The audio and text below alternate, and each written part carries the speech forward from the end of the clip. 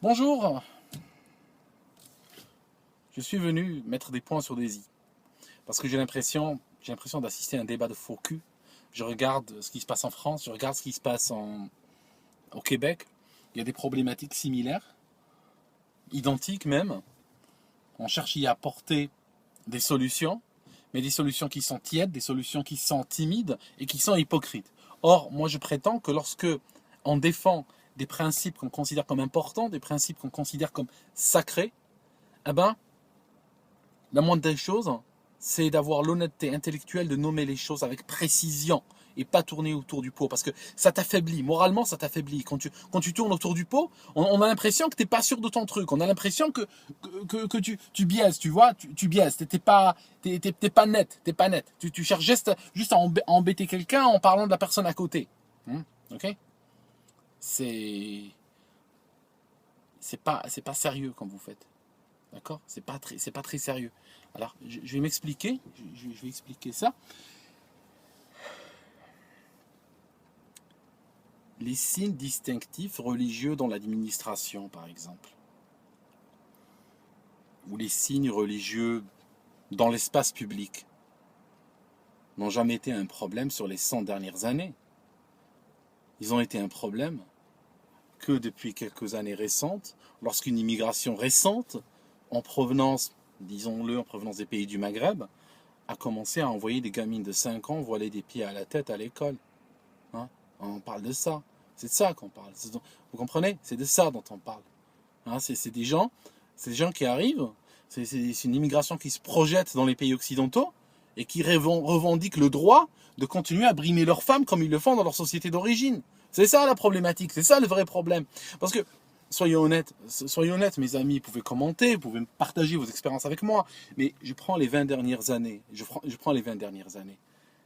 Il ne m'est pas arrivé une seule fois dans une administration française, suisse, allemande, anglaise, toutes les administrations auxquelles j'ai eu affaire, de croiser un agent de l'État, soit avec une kippa, soit avec une croix, soit avec un voile. D'accord? Je ne dis pas qu'il n'y en a pas.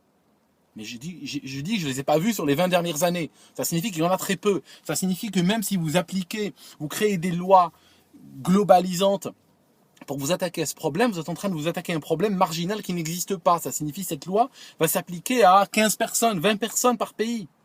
C'est tout. Mais elle ne réglera pas le cœur du problème. Parce que les femmes enfermées, soit à la maison, soit enfermées dans des sacs à patates, désolé, elles ne sont pas dans les administrations. D'accord? C'est des femmes qui sont enfermées chez elles, et le sac à patates est une condition sine qua non pour sortir, sinon elles ne sortent pas. Il y a une malhonnêteté intellectuelle. Et ça me gêne beaucoup. Ça me gêne beaucoup. Si vos principes sont importants pour vous, si les principes de vos ancêtres, ou les principes de votre société, ou vos principes philosophiques, vos axiomes sur lesquels vous avez construit votre société, sont importants pour vous, il faut les nommer et les défendre. Ça ne sert à rien de tourner autour du pot. Là, vous êtes en train de créer un débat extrêmement malhonnête en disant on parle de laïcité, oui, je suis désolé. Ce que vous faites en quelque sorte, le message que vous communiquez, par exemple, à ce type qui voile sa femme de force, ou cette femme qui a été tellement brainwashed, qui a été comment dirais-je, endoctrinée dans sa tête qu'elle considère qu'il est absolument nécessaire de sortir sous un sac à patates qui interdit même à la Mecque, qui est quand même le point zéro, qui est l'épicentre de l'islam. Vous êtes en train de faire en sorte... Laissez-moi reprendre, s'il vous plaît. Vous êtes en train de dire à cette femme, vous lui dites, écoute, nous, ton voile en particulier ne nous dérange pas vraiment. Juste, nous voulions créer une loi pour affirmer le principe de la laïcité sur l'espace public. D'accord? Alors bon, il y en a un là-bas, tu le vois, il doit enlever une kippa. Il y a un autre, il faut le trouver celui-là, qui doit enlever une croix. Et puis, malheureusement, toi, tu dois enlever ton voile. D'accord? Mais vous êtes en train de présenter la chose comme si l'interdiction du voile dans l'espace administratif ou dans l'espace, on va dire, public, était juste un produit secondaire de cette loi. C'est un effet secondaire. Alors qu'en fait, c'est ça quand même que vous visez. C'est quand même ça le but principal. Il faut comprendre une chose. Notre société est une société malade. La société maghrébine est une société malade. Il faut juste voir combien de morts nous avons causé chez nous durant les 10, 15, 20 dernières années, et vous comprenez, sans démonstration que nous sommes une société malade.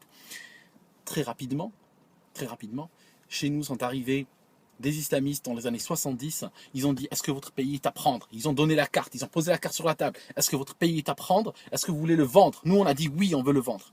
Ok. On nous a interdit d'écouter nos chansons. On nous a interdit toute forme d'art.